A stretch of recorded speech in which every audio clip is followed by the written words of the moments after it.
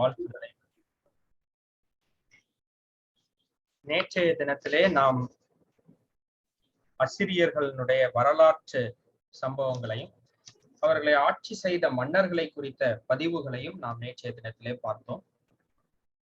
இன்றைய தினத்திலும் இஸ்ரவேலையும் யூதாவையும் ஆட்சி செய்த மன்னர்களையும் அவர்களுக்கும் அசிரியர்களுக்கும் ஏற்பட்ட உறவு மற்றும் போர்களை குறித்து நாம் இன்று பார்க்க இருக்கின்றோம். காரணம் என்னவென்றால், நாம் படித்துக் கொண்டிருக்கக்கூடிய இந்த புத்தகமாகிய நாகும் என்பது முழுக்க முழுக்க அசிரியர்களுக்கு தொடர்புடைய ஒரு புத்தகம். அசிரியர்களை எதிர்த்து ஆண்டவர் இந்த நாகூமை கொண்டு பேசிய தீர்க்க தரிசனங்கள் இதிலே கிடைக்க பெற்றிருக்கின்றது. இதை ஒவ்வொரு வசனமாக நாம் படிப்பதற்கு முன்பதாக இதற்கு பின்னணியத்தை நாம் புரிந்து கொண்டால் மாத்திரமே அதை தெளிவாக நம்மால் உணர முடியும். இந்த வசனங்களுக்கான தேவைகளும் இந்த வசனத்திலே இருக்கக்கூடிய காரியங்களையும் நாம் முழுமையாக கற்றுக்கொள்ள வேண்டுமானால், முதலாவது அதிலே காணப்படுகின்ற பேக்ரவுண்ட் ஹிஸ்டரி நமக்கு தெளிவாக தெரிந்திருக்க வேண்டும். அதை நாம் இப்பொழுது பார்த்து கொண்டிருக்கின்றோம். இன்றைய தினத்திலே நாம் இஸ்ரவேலும் அசிரியாவும் சேர்ந்து பார்க்க போகின்றோம். இஸ்ரவேலுக்கு அசிரியாவோடு என்ன தொடர்பு இருந்தது என்று நாம் பார்க்க வேண்டும் என்றால், மன்னர்களுக்கு இடையிலே போர் சம்பந்தமான ஏராளமான உறவுகள் இருந்தது. சில காலங்கள் அசிரியா இஸ்ரவேல் மன்னர்களிடத்தில் அடிமைகளாக இருந்தனர். பின்பு அசிரியாவுக்கு இஸ்ரவேலில் இருந்த மன்னர்கள் அடிமைகளாக மாறிப்போனர். அது மாத்திரம் கிடையாது, இஸ்ரவேலில் இருக்கக்கூடிய தீர்க்கதரிசிகள் அசிரியாவில் இருக்கக்கூடிய காரியங்களுக்கு சரி செய்யக்கூடிய ஒருவராகவும் தேவனுடைய வார்த்தையை சொல்லக்கூடியவர்களாகவும் மதிக்கப்படத்தக்கவர்களாக இருந்திருக்கின்றனர். இன்னும் கூட நீங்கள் மக்களை பொறுத்தவரை நாம் பார்க்க வேண்டும் என்றால், வாணிபத்திலே இவர்கள் இருவருக்கும் தொடர்பு இருந்திருக்கின்றது.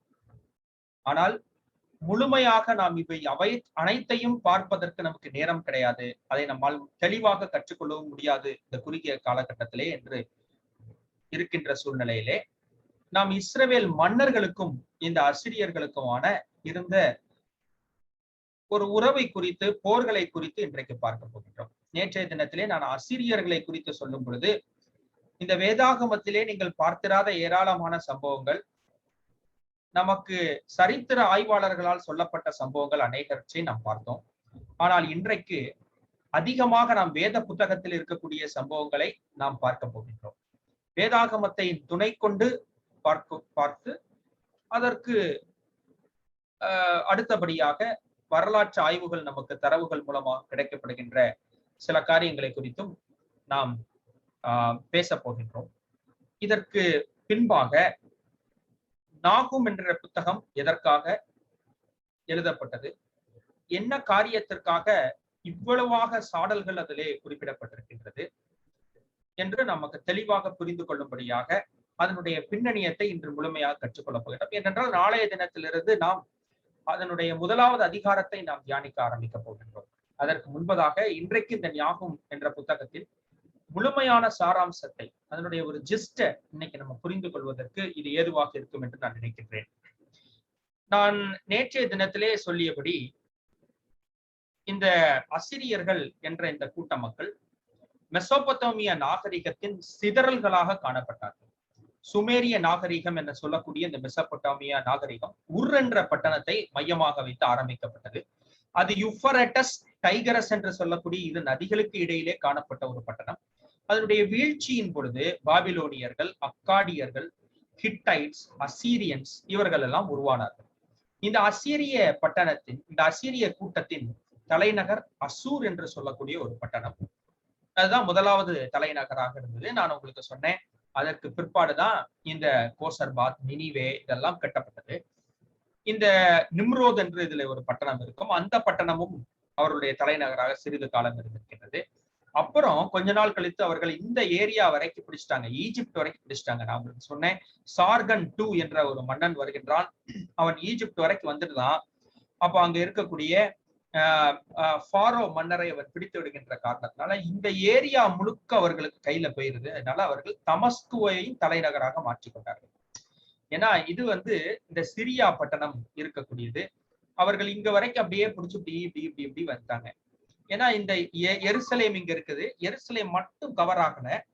இந்த சமாரியா அவர்களுடைய கைக்கு போயிட்டு, சமாரியா வடபுறத்தில் இருக்கக்கூடிய இந்த பிரிந்து இருக்கக்கூடிய இஸ்ரவேல் மாகாணத்தில் வடபுறத்தில் இருக்கக்கூடிய 10 கோத்திரத்து மக்களுக்கான தலைநகர் தான் இந்த சமாரியா என்ற பட்டணம். அதுவும் அவர்கள் கையில தான் போயிட்டு.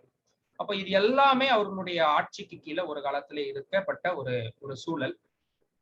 அந்த அசீரிய மக்கள் அவர்கள் வாழ்ந்து கொண்டிருந்த காலகட்டம் நீங்க பாத்தீங்கன்னா அவர்கள் 2500 இருந்து அவர்கள் ஒரு 612 வரை வாழ்ந்திருக்க கூடும் என்று சொல்கிறார்கள். அவர்கள் எம்பையராக, அதாவது ஒரு ஆட்சி நடத்தக்கூடிய ஒரு ராஜாங்கமாக அவர்கள் 612 வரை வாழ்ந்திருப்பாங்கன்னு சொல்றாங்க.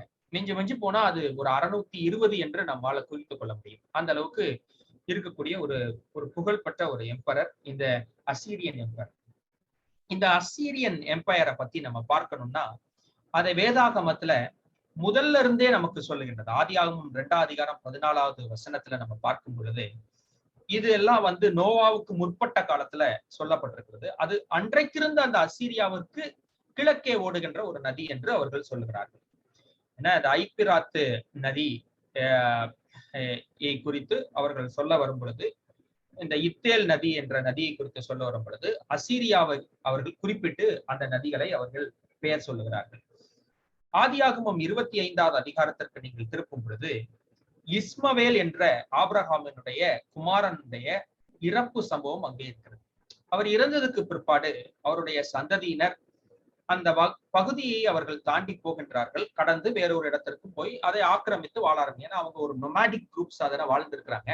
அப்பொழுது அந்த வசனம் இப்படி சொல்லுகிறது, அவர்கள் ஆவிலா துவக்கி எகிப்துக்கு எதிராக அசீரியாவுக்கு போகிற வழியில் இருக்கும் சூர் மட்டும் வாசம் பண்ணினார்கள் அப்படின்னு சொல்லுது. அப்ப அந்த அசீரியா என்ற அந்த எம்பையர் அவ்வளோ முன்னாடியே அது இருந்திருக்கிறதை நமக்கு பார்க்க முடிகின்றது. வேதாகமும் அதற்கு ஒரு சாட்சியாக இருக்கின்றது. இஸ்ரவேலர்களை நாம் எடுத்து பார்க்கும் பொழுது அவர்கள் எகிப்திற்கு அடிமைகளாக கொஞ்ச காலம் இருந்திருக்கிறாங்க. நமக்கு தெரியும் அவர்கள் ஆபிரகாமுடைய சந்ததியிலிருந்து வந்ததுக்கு பிற்பாடு மோசே காலகட்டத்துல அவர்கள் எல்லாம் அடிமைகளாக தான் இருக்கிறாங்க. அவர்கள் ஒரு 300 வருடத்திற்கு மேலாக அடிமைகளாக அவர்கள் அங்கே இருக்கிறார்கள். அப்புறம் நம்ம பார்க்கும் பொழுது அங்கே அசீரியாவுக்கு அவர்கள் அடிமைகளாக ஆகிறாங்க. இந்த டைம்ல எப்போ நம்ம இந்த 10 கோத்திரத்து மக்கள் அடிமைகளாக மாற்றப்படுகின்ற ஒசேயா என்கின்ற ராஜாவுக்கு பிற்பாடு அவர்கள் அடிமைகளாக மாறுறாங்க.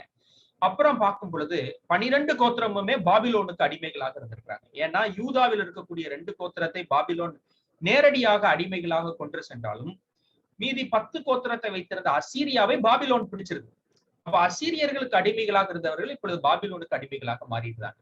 அப்புறம் பாபிலோனை பெர்ஷியா பிடிச்சிருந்தது கோரேஸ் மன்னனுடைய தலைமையில. அப்புறம் பெர்ஷியாவுக்கு அடிமைகளாக இவர்கள் இருக்கின்றார்கள்.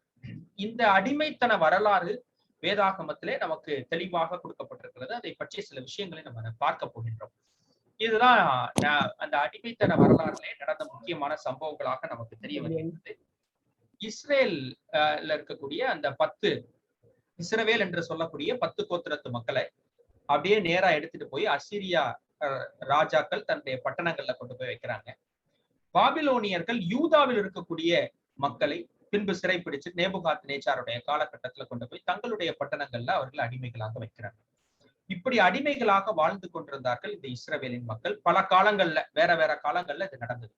இப்போ நம்ம இந்த அசீரியர்களுடைய காலகட்டத்தை நம்ம பார்க்கும் பொழுது நம்ம இந்த அசீரியர்களுடைய காலகட்டத்திலே வாழ்ந்த இஸ்ரவேல் ராஜாக்களையும் யூத ராஜாக்களையும் பற்றி நம்ம பார்க்க போகின்றோம். நான் நேற்றைய தினத்திலே நிறைய அசிரிய மன்னர்களுடைய வரலாறு, அவர்கள் செய்த சாதனைகள், அவர்கள் எப்படி பட்டணத்தை கட்டினாங்க, அஷூர் என்கின்ற அந்த பட்டணத்தை கட்டினது முதற்கொண்டு அசிரியர்களின் வீழ்ச்சி, கடைசியில எசரதோன் என்ற மன்னன் அவனுடைய காலகட்டம் வரைக்கும் அவர்கள் என்ன செய்தார்கள், எகிப்தை எப்படி பிடிச்சாங்க, அவர்கள் எப்படி இஸ்ரவேலுக்குள்ளாக உள்ள வந்தாங்க, எல்லா காரியத்தை குறித்தும் நான் ஓரளவு சொல்லி இருந்தாலும் வேதாகமத்தோடு இணைத்து இன்றைக்கு நாம் பார்க்கலாம் என்று நான் நினைக்கின்றேன். இந்த காலகட்டங்களிலே முதலாவது இந்த பிரிந்திருக்கக்கூடிய இந்த ராஜாங்கம், இஸ்ரவேல் யூதா என்று பிரிந்திருக்கக்கூடிய ராஜாங்கத்திற்கு முன்பதாக சவுல், தாவீது, சாலமோன் என்று 3 ராஜாக்கள் இருக்கிறார். அவங்க 12 கோத்திரத்தையும் ஒன்றாகவே ஆட்சி செய்து வந்திருக்கிறார்கள். அந்த காலகட்டத்தை இந்த பிக்சரை, இந்த டேபிளை நம்ம அடிக்கடி திருப்பி பார்ப்போம்.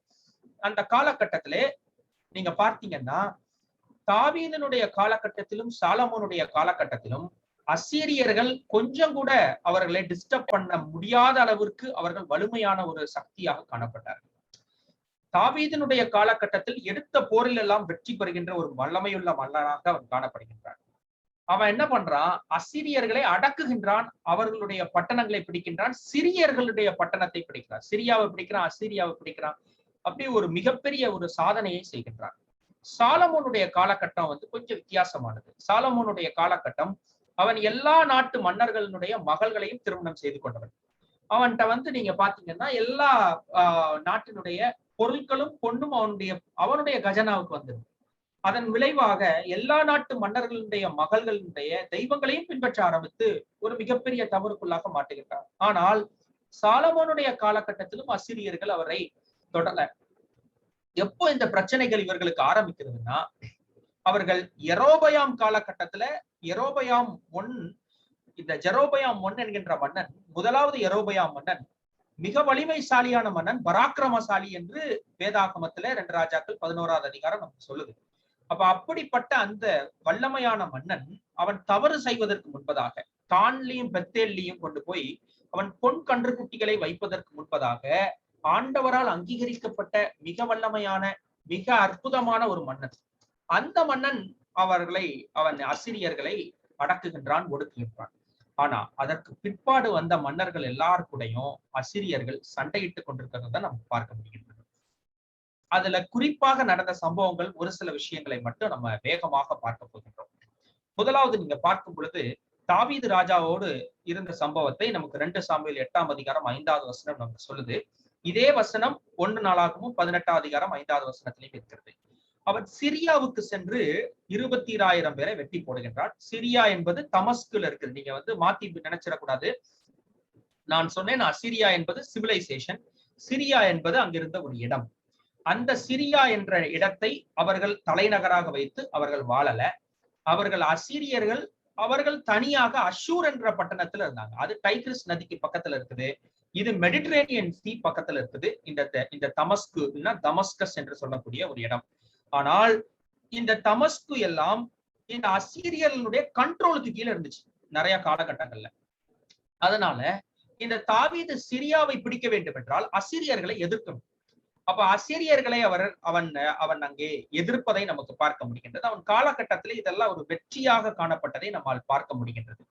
அந்த 2 சாமுவேல் 8:6 நீங்க பார்க்கும் பொழுது சிரியர்கள் தாவீதை சேவித்து கப்பம் கட்டினார்கள். அந்த இடத்தை பிடிக்கிறான், தமஸ்குவை. அதனால அவங்க எல்லாம் என்ன பண்றாங்க? அவர்களுக்கு கப்பம் கட்டுகிறதை நமக்கு பார்க்க முடிகின்றது. இன்னும் நீங்க பார்த்தீங்கன்னா அந்த இடத்துல போய் அங்க ஒரு பட்டணத்தை கட்டி அங்க குடியே ஏறுறான்.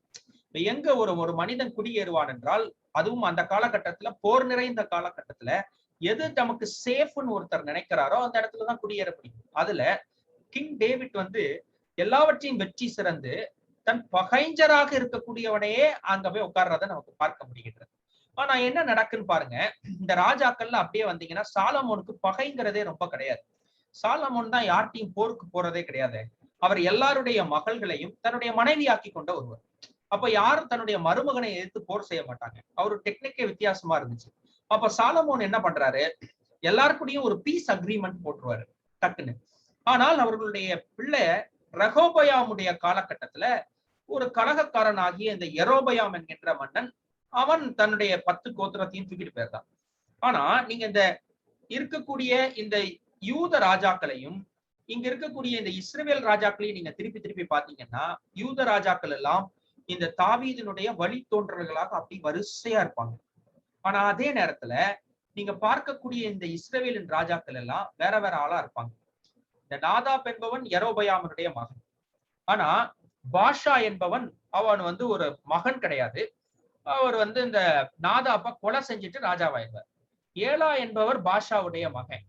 ஆனா சிம்ரி என்பவர் அவருடைய படைத்தளபதியாக இருக்கக்கூடியவர். இந்த ஒம்ரி என்பவரும் ஏலாவுடைய படைத்தளபதியாக இருக்கிறவர் தான். ஏலாவை கொண்டுட்டு பிடிச்சதுனால ஒம்ரி சிம்ரிய கொண்டுட்டு பிடிச்சிருவார்.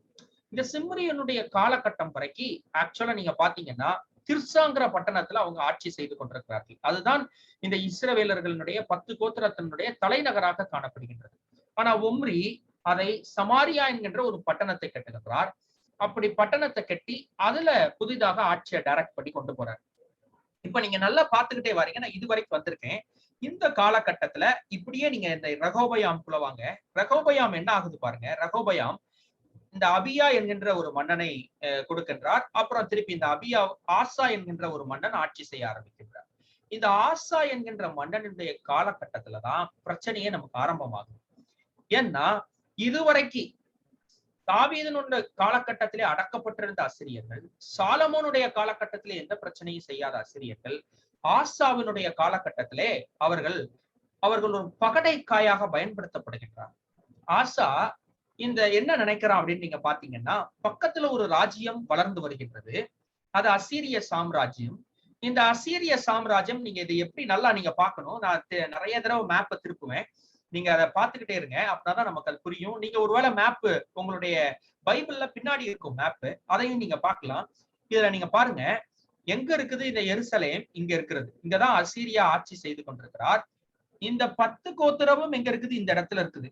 இங்க இருக்கக்கூடியவர் இங்க இருக்கக்கூடிய மன்னனை தனக்கு சாதகமாக இழுக்கின்றார். அவர் இதுவரைக்கும் கொஞ்சம் கொஞ்சமா ஆக்கிரமிச்சுட்டு வர்றார். இந்த 10 கோத்திரத்தில் இருக்கக்கூடிய மக்கள் யார்? இவருடைய சகோதரர்கள் தான். ஆனா என்ன நடக்குது பாருங்க, இந்த 10 கோத்திரத்து மக்களும் இருந்து கொண்டிருக்கக்கூடிய இந்த இடத்துல இந்த பாஷா என்கின்ற மன்னன் நாதாப் என்கின்ற மன்னனை கொன்றுவிட்டு அவன் தன்னை மன்னனாக பட்டம் சூட்டி கொண்டான். இது எப்போ நடக்குது?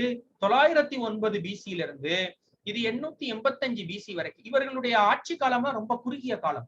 ஆனா இங்க நீங்க பார்க்கக்கூடிய இந்த சதன் எம்பரர்ல இருக்கக்கூடிய மக்களுடைய ஆட்சி காலம் நீங்க பாத்தீங்கன்னா அது மிக அதிகமாக இருக்கக்கூடிய ஒரு ஆட்சி காலமாக இருக்கும். ஆசாவை பொறுத்த வரைக்கும் அவர் 41 வருடம் ஆட்சி செய்த ஒரு ஆட்சியாளர்.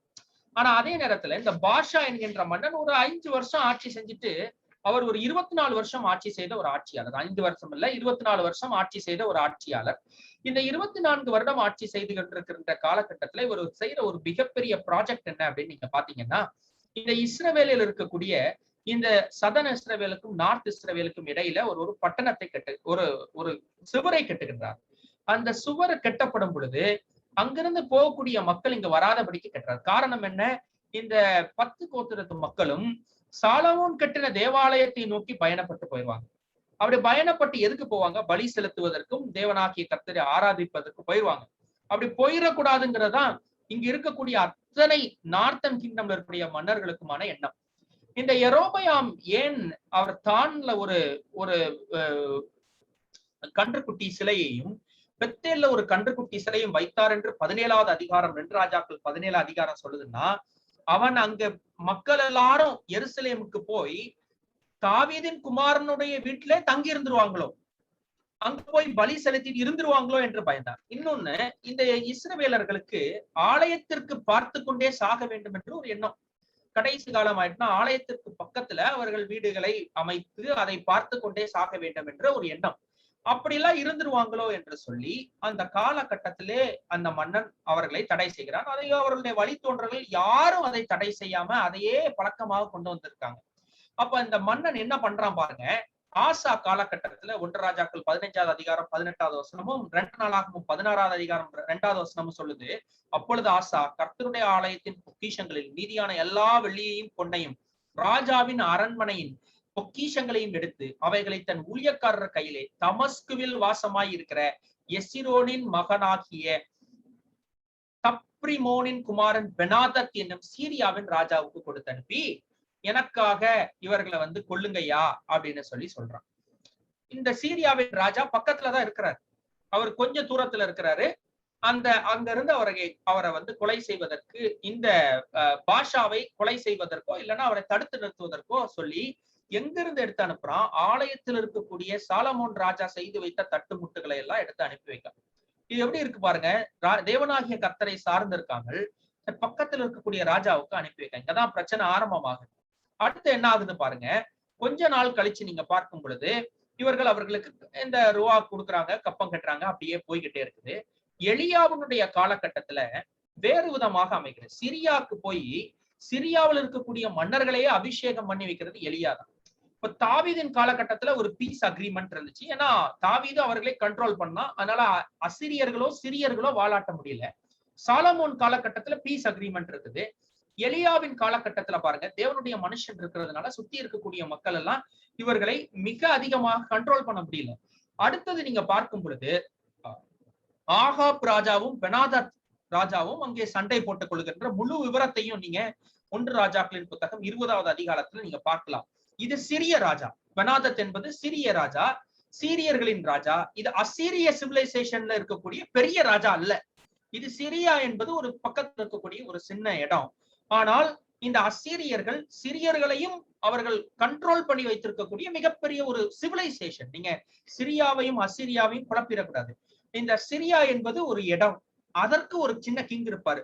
ஆனா சிவிலைசேஷன் என்பது அசீரிய சிவிலைசேஷன், அது மிகப்பெரியது. அதனுடைய தலைநகரம் எங்க இருக்குது அப்படின்னு நீங்க பாத்தீங்கன்னா, அதனுடைய தலைநகரம் அஷூர் என்ற பட்டணத்துல இருக்குது. அது டைக்ரிஸ் நதிக்கு பக்கத்துல இருக்கக்கூடிய ஒரு பட்டணம். அதை நம்ம நேத்து தெளிவாக நம்ம பார்த்து விட்டோம். அப்ப என்ன பண்றாரு பாருங்க, அப்போ இந்த பெனாதத் என்ன சொல்றாரு, நம்ம ஒண்ணு பண்ணுவோம், எங்க அப்பா பிடிச்ச எல்லா பட்டணங்களையும் உங்களுக்கு நான் தந்துருவேன், ஒரு உடன்படிக்கை பண்ணிக்கொள்வோங்கிறாரு. சரின்னு சொல்லி 2 ஒரு பீஸ் அக்ரிமெண்ட்டுக்கு வராங்க. எலிசாவினுடைய காலகட்டத்திலையும் அப்படிதான் நடக்குது. 2 ராஜாக்களின் புத்தகம் 5வது அதிகாரம் 12வது வசனத்துல நீங்க எடுத்து பாத்தீங்கன்னா, அங்க நீங்க பார்க்கும் பொழுது நாகமான் என்ற குஷ்டரோகி சுகமாகிற சம்பவம் நமக்கு பார்க்குது. அப்போ அவர்களுக்குள்ள ஒரு அண்டர்ஸ்டாண்டிங் வருது. 2 ராஜாக்களின் புத்தகம் 8வது அதிகாரம் 7வது வசனம் நீங்க பார்க்கும் பொழுது, அவன் பெனாதத்து வியாதியாக இருக்கும் பொழுது அங்கே அவன் தமஸ்குவுக்கு போனான்னு தெரிஞ்சு அவனுக்கு நிறைய ஒட்டகங்கள், இன்னும் நிறைய இதுல காணிக்கைகளை கொண்டு வந்து அவனை எங்க தயவுசெய்து வந்து பார்த்து எங்களுக்கு வியாதியை நீங்கி பிழைப்பானான்னு கடவுள்கிட்ட கேட்ட சொல்லிட்டு போங்கன்னு சொல்றான். அந்த அளவுக்கு இந்த சிரியாவுக்கும் இங்கேயும் ஒரு சின்ன ஒரு அண்டர்ஸ்டாண்டிங் உருவாயிட்டு. இந்த யெரொபெயாமுடைய காலகட்டத்துல நீங்க பாத்தீங்கன்னா 2 ராஜாக்களின் புத்தகம் 14வது அதிகாரம் 28வது வசனத்துல நமக்கு என்ன தெரிய வருது அப்படின்னு நீங்க பாத்தீங்கன்னா, அவன் என்ன பண்றான், தமஸ்குவை பிடிச்சு அவன் என்ன பண்றான் அப்படின்னு நீங்க பாத்தீங்கன்னா, ஆக்சுவலா தனக்கு அவன் அதை மீட்டெடுக்கிறத நமக்கு பார்க்க முடிகிறது.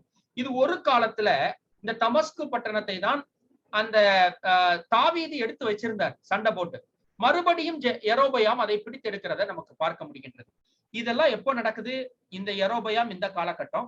நான் சொன்ன இந்த எலியா இந்த ஆகாப்பினுடைய காலகட்டம், எலிசா இந்த இடத்துல வரக்கூடிய காலகட்டம், ஆசா இங்க இருக்கக்கூடிய காலகட்டம். அப்ப நம்ம அதை குழப்பாம நீங்க பார்க்கணும். நான் ஒருவேளை அதை வரிசையாக சொல்லல, நீங்க அதை கரெக்டா பாத்துக்கோங்க. பின்பு ஒரு காலகட்டம் வருகிறது, அது யோவாசினுடைய காலகட்டம். இந்த யோவாசினுடைய காலகட்டத்துல 2 நாளாகமத்தின் புத்தகம் 24வது அதிகாரம் 23வது வசனம் என்ன சொல்லுது அப்படின்னு நீங்க பாத்தீங்கன்னா, அவர்கள் என்ன பண்றாங்க, தன்னுடைய தேசத்தில் இருக்கக்கூடிய உடைமைகள் எல்லாம் எடுத்து தமஸ்குவின் ராஜாவுக்கு அனுப்புகிறதை பார்க்க முடிகிறது. இது எப்போ வந்துட்டு நீங்க பாருங்க, இந்த யோவாஸ் என்கின்ற இந்த மன்னன் ஒரு மோசமான மன்னன். இது எப்படி நீங்க வருதுன்னு நீங்க பாத்தீங்கன்னா, இந்த ஏசபேல் என்கின்ற மோசமான ஒரு ராணியை குறித்து நம்ம எல்லாரும் கேள்விப்பட்டிருப்போம். ஆகாப்பு என்கின்ற இந்த மன்னனுடைய மனைவியாகிய ஏசபேல். இந்த ஏசபேலுக்கு பிறந்த மகள் தான் அத்தாலியால். இந்த அத்தாலியால் ரொம்ப ராஜ்யத்தை இன்ஃப்ளூயன்ஸ் பண்ணக்கூடிய ஒரு பெண்மணி. அவள் அந்த அத்தாலியால் அகாசியாவிற்கு கல்யாணம் பண்ணி வைக்கிறாங்க. அவர்களுக்கு பிறந்த மகன் தான் யோசியா. இந்த மிகப்பெரிய விஷயத்தை யார் காலகட்டத்துல பண்றாங்கன்னா, யோசபாத் இருந்த காலகட்டத்துல அவருடைய மகனாகிய இந்த யோராம்க்கு அவர்கள் இந்த திருமணத்தை அவர்கள் பண்ணுகிறதை நமக்கு பார்க்க முடிகின்றது. இந்த சம்பவத்துல நீங்க பார்க்கும் பொழுது இந்த யோவாஸ் என்ற சொல்லக்கூடிய இந்த மன்னன், அமசியா என்கின்ற மன்னன், இவர்கள் எல்லாரும் நீங்க பாத்தீங்கன்னா இந்த மத்தை 1வது அதிகாரத்துல அவர்கள் எல்லாம் இருக்க மாட்டாங்க. இவர்கள் வம்சாவளியிலே, இயேசு கிறிஸ்துவனுடைய வம்சாவளியிலே இடம்பெறாத மன்னர்களாக காணப்படுகிறாங்க. ரொம்ப மோசமான ஒரு மன்னர்கள். அத்தாலியாளுடைய வம்ச வரலாறுல வந்த மக்கள், அதுல ஒரு 3 ஜெனரேஷன்ல அவர்கள் உள்ளே பங்கெடுத்திருக்க மாட்டாங்க. அவர்கள் அந்த காலகட்டத்திலே தமஸ்குவுக்கு மறுபடியும் தங்களுடைய தேசத்தை வித்து போடுகிறதை நமக்கு பார்க்க முடிகின்றது. எப்படி நடக்குன்னு நீங்க பாருங்க. யெரொபெயாம் வெற்றி சிறக்கிறார். அந்த நேரத்துல அவர்களுடைய பிற்பாடு வந்த பாஷா இந்த ஆசாவின் மூலமாக அந்த இடத்தை இழந்து போகின்றார். மறுபடி அவர்கள் இந்த ஆகாப்பின் காலகட்டத்துல போர் செய்கிறார்கள். இந்த நீங்க யோவாசுக்கு வரும் பொழுது யோவாசனுடைய காலகட்டத்துல மறுபடி அவர்கள் இழந்து போறதை நமக்கு பார்க்க முடிகின்றது.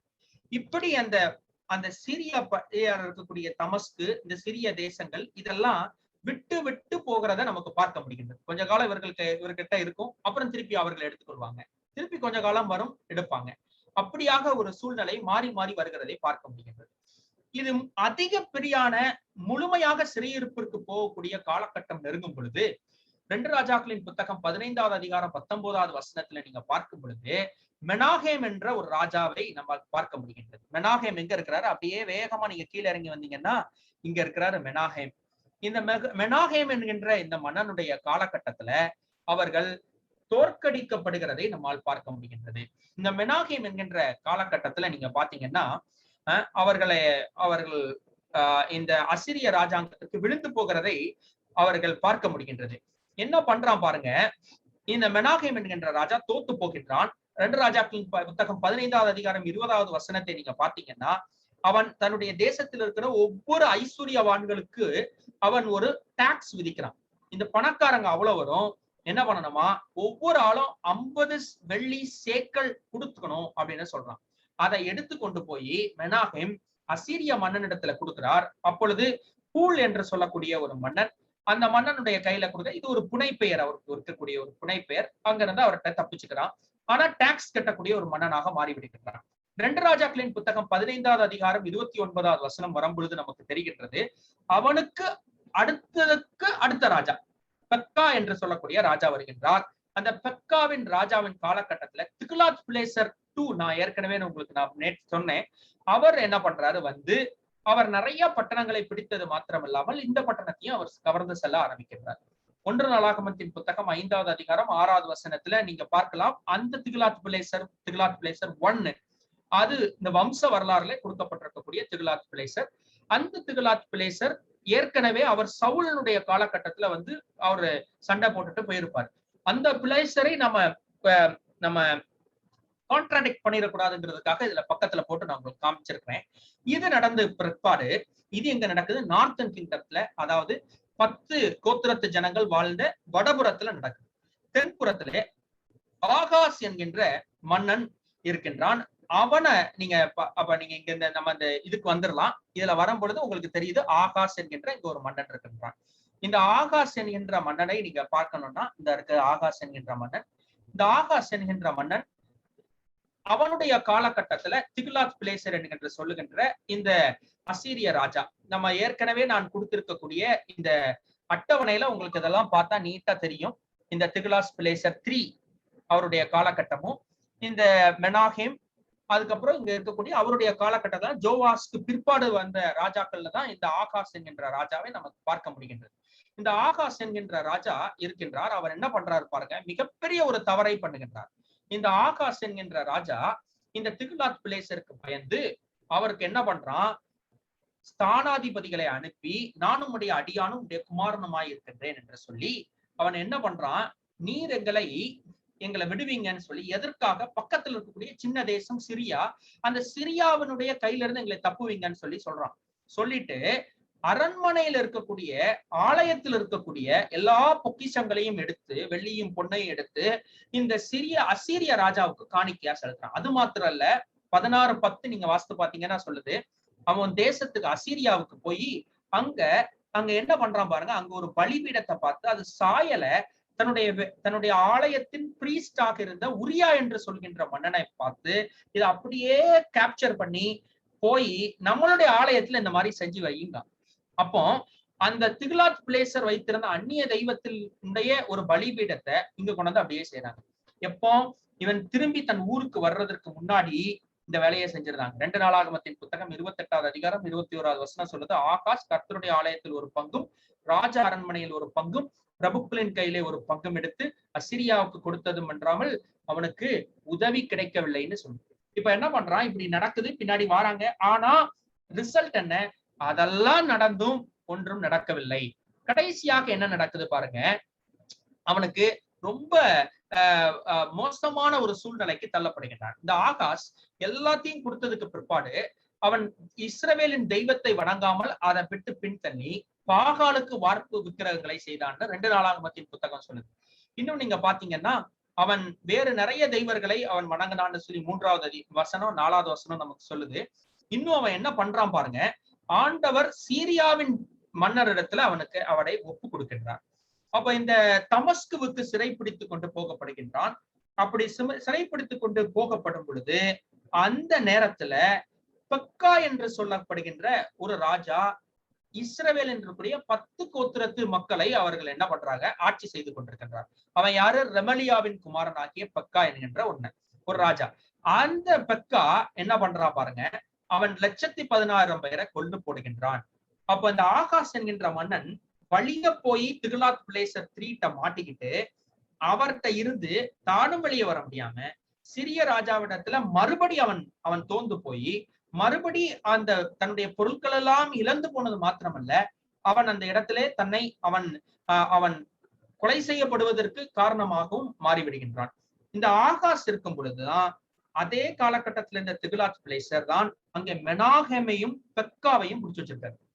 இப்ப நீங்க நல்லா புரியணும், இந்த திகுலாத் பிலேசர் அவருடைய காலகட்டம் முடியுது. இப்ப அடுத்த ஒருத்தர் வராரு, சல்மானாசார் என்று சொல்லக்கூடிய ராஜா.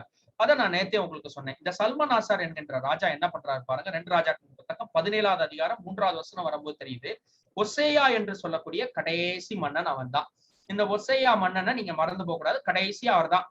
அவர் காலகட்டத்துலதான் சிறையிருப்புக்கு போறாங்க. இந்த ஒசேயா என்கின்ற மன்னன் ஆட்சி செய்யும் பொழுது அவர்களை சிறைப்படுத்திட்டு பேர் தான். அந்த நேரத்துல இங்க இந்த தென்புறத்துல யார் ஆட்சியில இருக்கிறா? எசேக்கியா ராஜா ஆட்சியில இருக்கிறார்.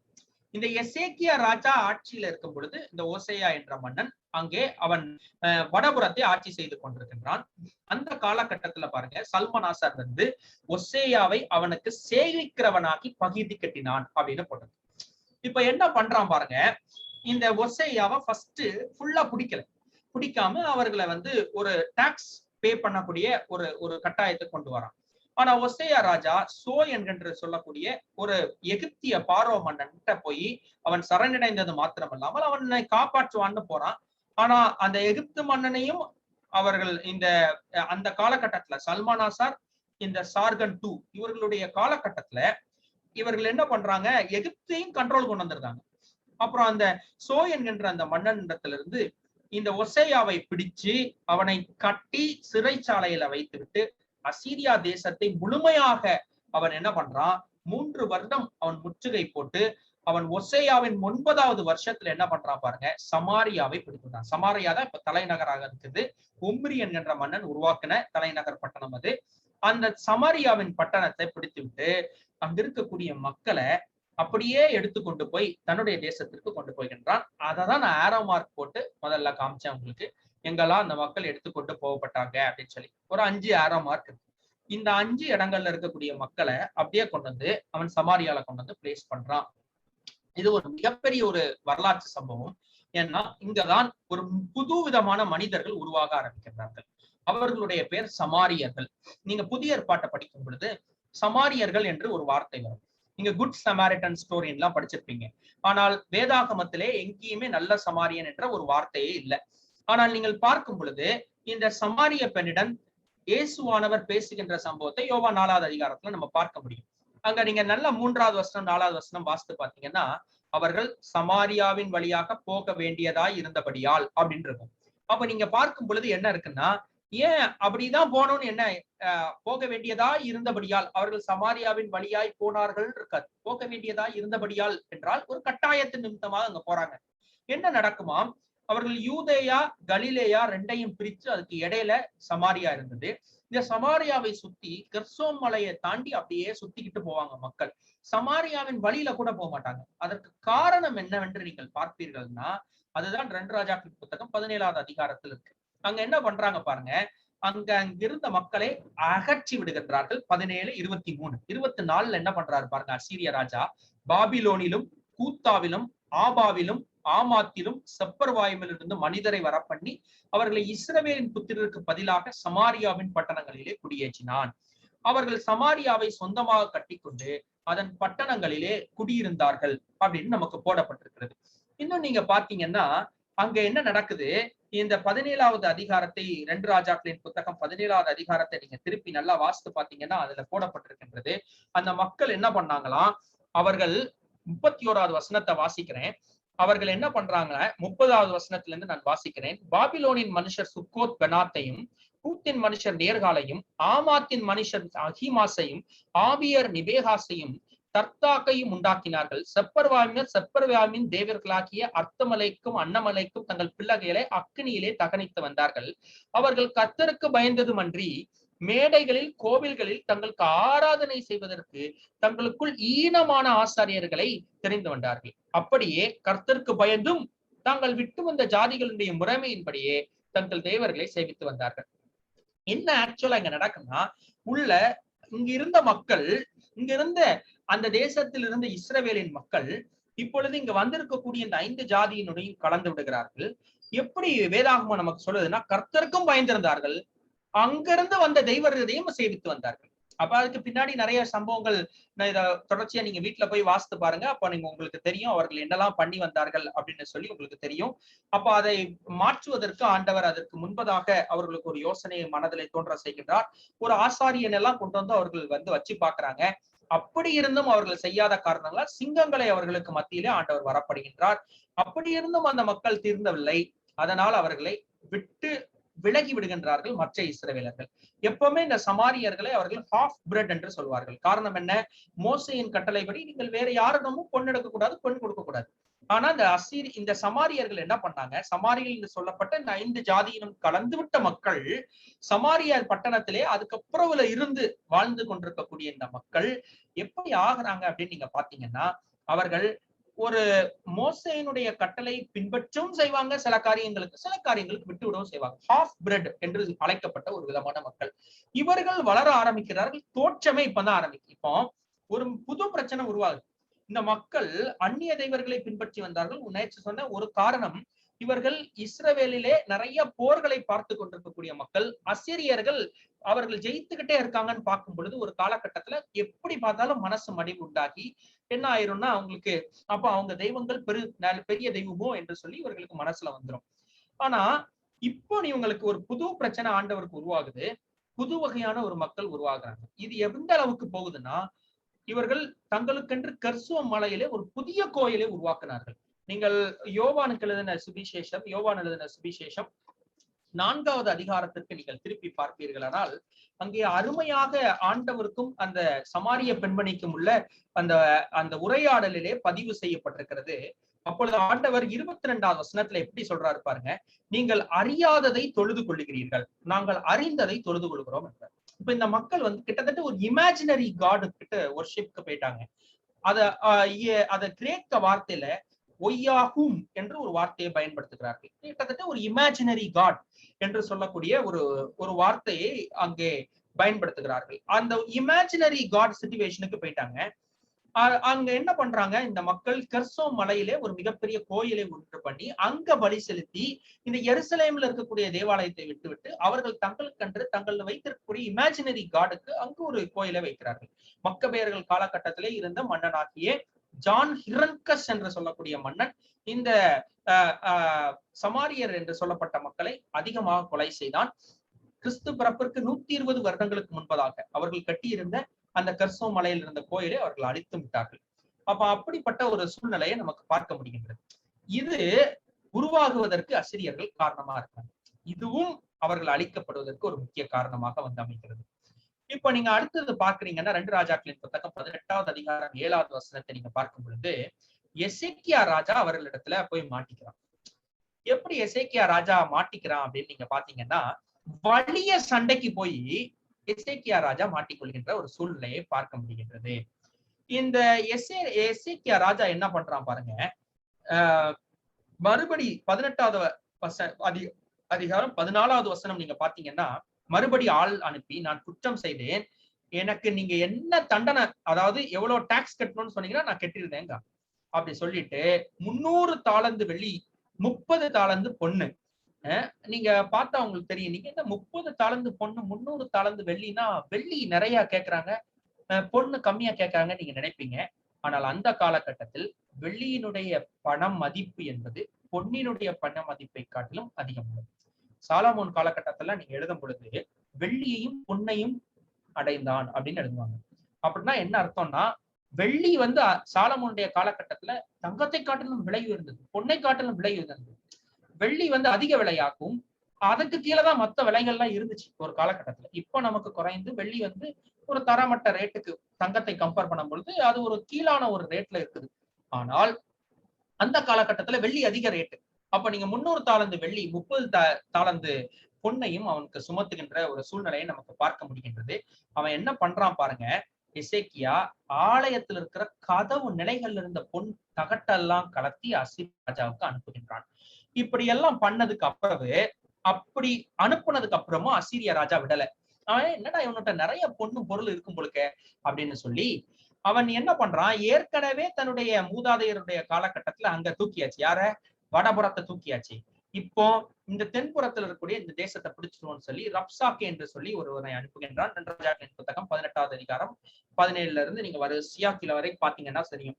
ஆனால் இப்பொழுது எசேக்கியா அவன்கிட்ட போய் சரணடையாமல் அவன் ஏசாயா தீர்க்கதரிசியை சந்திக்கின்றான்.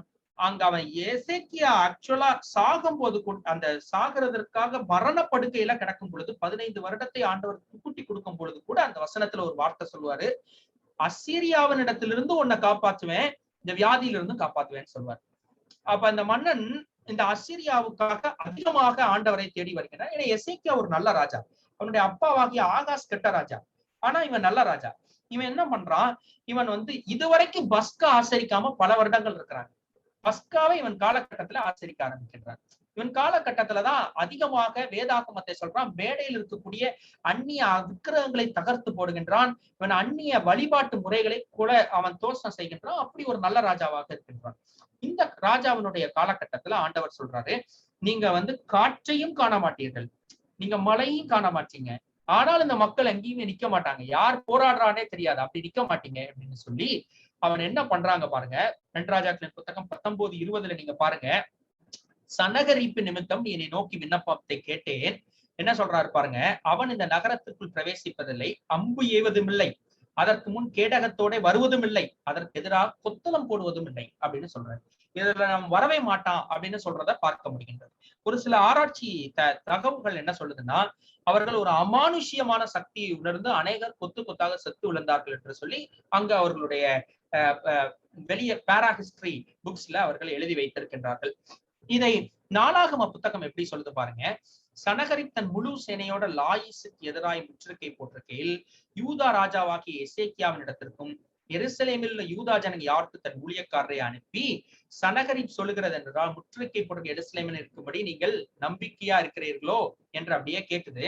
அப்படியே ஆக்சுவலா பின்னாடி நீங்க இன்னும் கொஞ்சம் வாசித்து பாத்தீங்கன்னா என்ன சொல்லுதுன்னா, அவர்கள் அந்த இடத்தை காலி பண்ணி போயிட்டாங்க அப்படின்னு சொல்லுது. எப்படி காலி பண்ணி போறாங்கன்னா, அது ஒரு பெரிய வரலாற்று சம்பவம். என்ன நடக்குது, எகிப்து ராஜா அவர்களை படையெடுத்து ஒரு பக்கம் வாரான். இவர்கள் ரொம்ப நாள் முற்றுகை போட்டிருக்கிறாங்க. எகிப்து ராஜா படையெடுத்து வாரா. எகிப்து ராஜாவை இவர்கள் அசிரியர்கள் விரட்டுறதற்காக போறாங்க. அது இன்னொரு பக்கம் போய் கொண்டிருக்க, இன்னொரு பக்கம் ஆண்டவர் இவர்களுக்கு அவர்களை எதிர்த்து போராடுகிறதை நமக்கு பார்க்க முடிகின்றது. அப்ப இந்த மாதிரி ஒரு சூழ்நிலையை ஏசாயா தீர்க்கதரிசியும் தனது 36வது அதிகாரத்திலே அவர் சொல்லுவதை நமக்கு பார்க்க முடிகின்றது. இதே வசனத்தை நம்ம வந்து எங்க பார்த்தோம், நாளாகமத்தின் புத்தகத்துல பார்த்தோம். அதுதான் நான் உங்களுக்கு ஹைலைட் பண்ணி நான் காண்பித்திருக்கின்றேன்.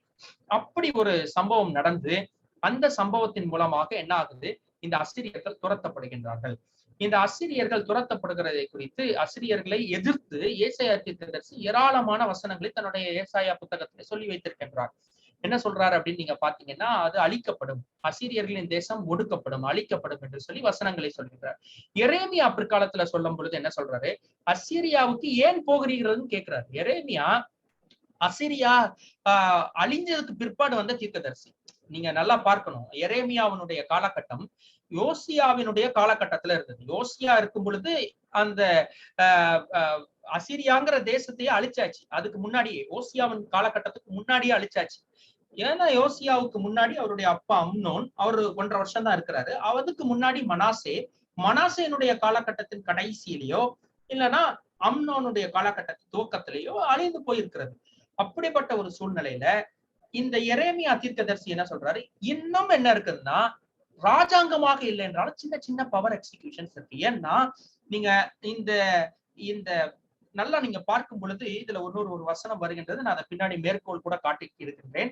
இங்கே இவர்கள் என்ன பண்றாங்க, இந்த யோசியாவினுடைய காலகட்டத்துல யோசியா என்கின்ற மன்னன் 2 இடத்துல வருவாங்க. ஒரு யோசியா மன்னன் நீங்க பாத்தீங்கன்னா அவர் இஸ்ரவேலின் ராஜா, கடைசி ராஜா. அவரை பத்தி நம்ம பேசல. அது எசேக்கியாவின் காலகட்டத்திலே முடிஞ்சு போச்சு. இது மனாசேயினுடைய பேரனாகிய தென்புறத்தில் இருக்கக்கூடிய ஒரு மன்னன். இந்த யூத ராஜாவாகிய யோசியா என்று ஒரு மன்னன் இருக்கின்றான். அந்த யோசியா மன்னனுடைய காலகட்டத்துல அவன் அசீரியர்களை எதிர்த்து போர் செய்ய போன நோ அம்மோன் என்று சொல்லக்கூடிய ஒரு பட்டணத்தை, நோ அம்மோன்ல அந்த பாரோ நேகா என்று சொல்லக்கூடிய எகிப்தினுடைய ராஜாவாகிய அந்த மன்னனை எதிர்த்து போர் செய்ய பொழுதுதான் அந்த பாரோ நேகா இவரை கொன்று விடுகின்ற சூழ்நிலையை பார்க்க முடிகின்றது. அதை குறித்தும் எரேமியா தன்னுடைய புத்தகத்துல அருமையாக சொல்லியிருக்கின்றார். அசீரியாவை எதிர்த்து தான் ஓசியா ராஜா முழுமையான தீர்க்க தரிசனத்தையும் சொல்லியிருக்கிறார். ஏன்னா நீங்க ஓசியாவுடைய காலகட்டத்துல த்ரெட் அவங்க கிட்ட இருந்தா இருந்துச்சு. ஓசியா தீர்க்கதரிசி வேற, ஓசியா ராஜா வேற. ஓசியா தீர்க்கதரிசி ஏசாயாவின் காலகட்டத்துல வாழ்ந்தவர். மீகா தீர்க்கதரிசியும் என்ன சொல்றாரு பாருங்க, அசீரியாவையும் நிம்ரோத்தின் தேசத்தையும் அழிப்பேன்னு தீர்க்க தரிசனம் சொல்றாரு. நாகும் ஏற்கனவே நம்ம சொன்னோம், இதை பத்தி தான் சொல்றாரு. யோனா இதை பத்தி தான் சொல்றாரு. சகரியா இதை பத்தி சொல்றாரு. செப்பனியா நான் நேரத்தே வாசித்தேன். 2ஆம் அதிகாரம் 13வது வசனம் நான் உங்களுக்கு மேற்கோள் காட்டினேன். வடதேசத்துக்கு விரோதமாய் கைகளை நீட்டி அசீரியாவை அழித்து நினிவை பாலும் மனாந்திரத்துப்பத்த வறட்சியான ஸ்தலமுமாக்குவேன்னு சொல்றாரு. அதே மாதிரி சகரியாவும் என்ன சொல்றாரு பாருங்க, எசீரியா என்ற இந்த பட்டணம் அழிக்கப்பட்டு போகும் என்றதை அவர் சொல்றதை நமக்கு பார்க்க முடிகிறது. கடைசியாக மனாசேயை பிடிக்கின்ற ஒரு சம்பவம் நடக்கிறது. 2 நாளாகமத்தின் புத்தகம் 33வது அதிகாரம் 11வது வசனம் நீங்க எடுத்து பாத்தீங்கன்னா, அசீரியாவின் கைகள்ல மனாசே முச்செடிகளுக்குள்ள விலங்கிடப்பட்டு 2 கைகள்லையும் விலங்கிடப்பட்டு அவன் பாபிலோனுக்கு இழுத்து செல்லப்படுகின்றான். அப்படி செல்லப்படுகின்றதுக்கு பிற்பாடு அங்கிருந்து அவன் விடுதலை செய்யப்படுறான் பாருங்க. அந்த விடுதலை செய்யப்பட்ட அந்த சூழ்நிலையில தான் நீங்க பாக்கலாம், இங்க பாபிலோனுக்கு எடுத்துக்கொண்டு செல்லப்பட்டானா இந்த காலகட்டத்துல பாபிலோன் யாருக்கு கீழே இருக்கு? அசீரியாவுக்கு கீழே இருக்கு. அசீரியா ராஜாக்கள் பாபிலோனை வச்சிருக்கிறாங்க. அங்க கொண்டு போய் இவரை வைக்கிறாங்க. அப்புறம் அங்க இருந்து பேச்சுவார்த்தை நடத்தி கப்பம் கட்டுகின்ற ஒரு மன்னனாக அவர்களை திருப்பி அனுப்பிடுறாங்க. ஏன்னா மனாசே காலகட்டத்துல அவங்க கப்பம் கட்டாத ஒரு ஸ்டேஜுக்கு வந்துட்டாங்க. மறுபடியும் அவன் கப்பம் கட்டுகிறதுக்கு ஒருவனாக மாற்றி விடுகிறார். மறுபடி அசீரியா விழுந்து போகிறது. கப்பம் கட்டாத ஒரு ஸ்டேஜுக்கு வராங்க. அது யாருன்னா ஓசியாவினுடைய காலகட்டம், அது மனாசேயினுடைய பேரனுடைய காலகட்டம். ஆனா இதுகளுக்கு இந்த ஓசியா வர்றதுக்கு முன்னாடியே ஆண்டவர் நாகும் என்ற தீர்க்கதரிசி அனுப்புகின்றார். இந்த காலகட்டத்துலதான் நாகும் என்ற தீர்க்கதரிசி வரார். அப்ப நீங்க பைபிள்ல இந்த இடத்துல எந்த இடத்துல நாகுமை பிக்ஸ் பண்ணணும் அப்படிங்கறத புரிஞ்சுக்கோங்க. இவ்வளவு சம்பவங்கள் அசிரியர்களை வைத்து பைபிள்ல அங்கங்க இன்டர்லிங்க் ஆகி எழுதப்பட்டிருக்கிறது. எந்த இடத்துல பிக்ஸ் பண்ணணுங்கிறத புரிஞ்சுக்கோங்க. இப்போ நீங்க பாத்தீங்கன்னா, இப்போ அந்த நாகூமுக்கு ஒரு சின்ன ஒரு விஷயம் நம்ம பார்க்க போறோம். நாகூமை குறித்த வரைக்கும் இது ஒரு 12 சின்ன தீர்க்க தரிசன புத்தகத்துல ஒரு சின்ன தீர்க்க தரிசன புத்தகம். இது வெறும் 3 அதிகாரங்கள் மட்டும் இருக்கக்கூடிய ஒரு சின்ன தீர்க்க தரிசன புத்தகம். ஒவ்வொரு புத்தகத்தையும் நீங்க வேதாகமத்தில் எடுத்தீங்கன்னா அது கனான் என்று சொல்வார்கள். அதை ஒரு தரக்கட்டுப்பாடு மூலமாக இந்த புத்தகத்தை வைத்துக் கொள்ளலாம், இந்த புத்தகம் நமக்கு வேண்டாம் என்று சொல்லி அதை பகுப்பார்கள். அப்படியாக நாகூமுக்கு நிறைய டிஸ்அட்வான்டேஜஸ் இருக்குது. அதுல சொல்லப்படும்னா ஒரு டிஸ்அட்வான்டேஜ், ஒவ்வொரு வேதாகமத்தில் உள்ள புத்தகங்களும் அது எழுதனுடைய காலகட்டத்தை துல்லியமாக நமக்கு அறிவிக்கக்கூடியதாக இருக்கும். ஆனா நாகும் தான் யார் என்ற பெயரை துல்லியமாக சொல்லல, நான் எந்த ராஜாவின் காலகட்டத்தில் வாழ்ந்தவருங்கிறதையும் சொல்லல. இந்த நாகூமை வேறு எந்த புத்தகமும் சொல்லவும் இல்லை. அடிப்படையாக வேதாகமத்தின் வேறு எந்த புத்தகமும் இந்த நாகும் தான் எழுதினார்னு சொல்லி அவர் எழுதியிருக்காருல அப்படின்னு சொல்லி சொல்லல. ஒரே ஒரு புத்தகம் சான்று கொடுக்கின்றது. ஆனா அந்த புத்தகம் நம்ம வேத புத்தகத்துல இல்ல. அது என்னன்னா, அது கத்தோலிக்க வேதாகமத்துல திருமறையிலே நம்ம பார்க்கக்கூடிய தோபித் என்று சொல்லி ஒரு புத்தகம் இருக்கின்றது. தோபித் என்ற புத்தகம் இதற்கு ஒரு சான்று கொடுக்கின்றது. தோபித் என்ன கொடுக்குன்னா, தோபித் தன்னுடைய மகன்களை பார்த்து சொல்லும் பொழுது அவர் சொல்றாரு, நீங்கெல்லாம் புறப்பட்டு நேரம் மேதிய பட்டணத்துக்கு போயிருங்க. ஏன்னா நான் நாகும் தீர்க்கதரிசியினுடைய வார்த்தைகளை நம்புகின்றேன், அது தேவனால் கொடுக்கப்பட்டதுன்னு சொல்லி அவர் சொல்லுகிறதை பார்க்க முடிகின்றது. ஆனா கிங் ஜேம்ஸ் வெர்ஷன்ல அதை கொண்டு வரும் பொழுது அவர்கள் என்ன பண்றாங்க, யோனா தீர்க்கதரிசி அப்படின்னு சொல்றாங்க. ஆனா காலத்தின் ஒவ்வாமை இருக்கின்ற ஒரு காரணத்தினால் நாகும் தீர்க்கதரிசியை தான் அவர் குறிப்பிடுகின்றார் என்று சொல்லி பெருவாரியாக அது ஏற்றுக்கொள்ளப்பட்ட ஒரு கிளைமாக இருக்கின்றது. இப்ப நீங்க பார்க்கும் பொழுது இந்த நாகும் தீர்க்க தரிசன புத்தகம் வேறு எந்த புத்தகத்திலும் அதனுடைய வசனங்கள் அடிக்கோடிட்டு காணப்படவில்லை. ஒரே ஒரு வசனம் இருக்கின்றது, ரோமர்கள் எழுதின புத்தகம் 10ஆம் அதிகாரம் 15வது வசனம். அது நமக்கு எல்லாம் தெரிஞ்ச வசனம் தான். சமாதானத்தை கூறி நற்காரியங்களை சுவிசேஷமாக இருக்கிறவருடைய பாதங்கள் எவ்வளவு அழகா இருக்கின்றது என்று எழுதியிருக்கிறதே சொல்றார். ஆனா இதே நாகூம்ல சொல்லப்பட்டிருக்கிற இதே வார்த்தை ஏசாயா 52 அதிகாரம் 7வது வசனத்திலும் சொல்லப்பட்டிருக்கின்றது. இந்த நாகூமுக்கு நீங்க பேர் நீங்க வைப்பீங்கன்னா ஆக்சுவலா அவருடைய பேரை பற்றி எந்த ஒரு தீர்க்கதரிசியும் தன் பேரை சொல்லணும்னு அவசியம் கிடையாது ஆக்சுவலா. ஏன்னா தீர்க்கதரிசி தன் பெயருக்கோ புகழுக்கோ தீர்க்க தரிசனம் சொல்லுகின்றவர் தீர்க்கதரிசி அல்ல. ஆண்டவருடைய வார்த்தையை கொண்டு வருவதுதான் தீர்க்கதரிசியாக காணப்படுகின்றார். ஆனா இந்த தீர்க்க தரிசன புத்தகங்கள் நிறைய புத்தகங்கள் நான் யார், எந்த தேசத்திலிருந்து வருகின்றேன், நான் எந்த ராஜாக்கள் காலகட்டத்தில் இருந்தேன்னு சொல்லியிருக்கிறாங்க.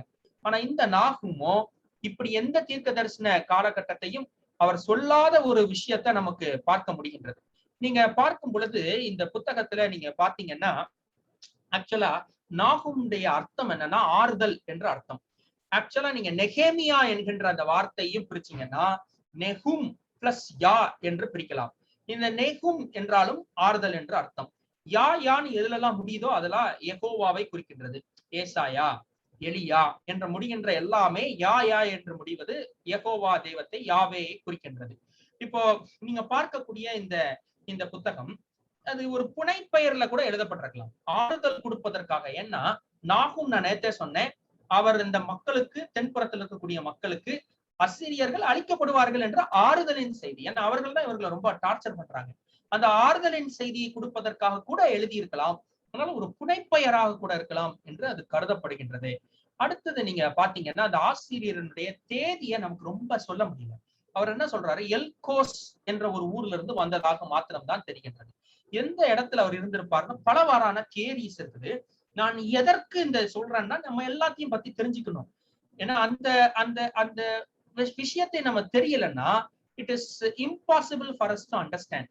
இதை ஒரு சிலர் என்ன சொல்றாங்க, இவர் கிமு 772வது வருடத்திலே அவர் வந்திருக்க கூடும் என்று சொல்றாங்க.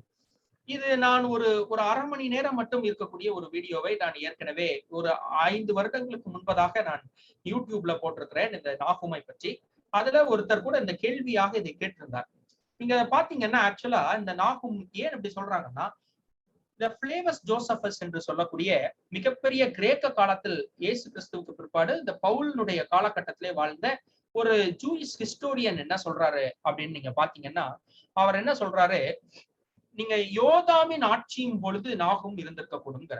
யோதாமின் ஆட்சியில் இருந்திருப்பாருன்னா அது 772ல 222ல இருந்திருக்க கூடும்.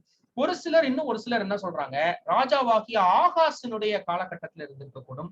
ஏன்னா ஆகாஸ் அவர் ஏமாற்றப்படுகின்ற ஒரு சூழ்நிலை அப்படின்னு ஒரு சிலர் சொல்றாங்க. இன்னொரு சிலர் என்ன சொல்றாங்க, எசேக்கியா மன்னனும் ஏமாற்றப்படுகின்றான்.